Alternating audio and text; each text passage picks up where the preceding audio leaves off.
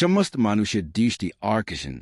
বর্তমানে নামকরা যে সমস্ত আলেম আছে সে সমস্ত আলেমেন সব কয়টা ডাকাত। নামাজ পড়াতে টাকা নিবে, ওয়াজ করলে টাকা নিবে, লম্বা সময় দোয়া করলে টাকা নিবে, খুতবা পড়লে টাকা নিবে, তারাবি নামাজ পড়ালে টাকা নিবে, কোরআন শিক্ষা দিলে টাকা নিবে, সমস্ত কাজে টাকা নিবে। সমস্ত ডাকাত আলেমগেন তারা কেউ মানে কাজ করে নাই। নবী ও সাহাবিরা তারা কেউ এলেম কালাম বিনিময়ে টাকা পয়সা নেয় নাই। নবী ও সাহাবিরা এলেম কালাম প্রচার করতে নিজেদের যা কিছু আছে সব কিছু ব্যয় করেছিল।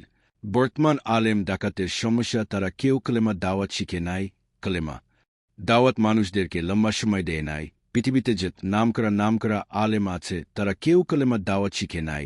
কলেমা দাওয়াত লম্বা সময় মানুষদেরকে দেয় নাই। বড় বড় টাইটেল নামে যোগ্যতা, কিন্তু কলেমা দাওয়াত শিখে নাই।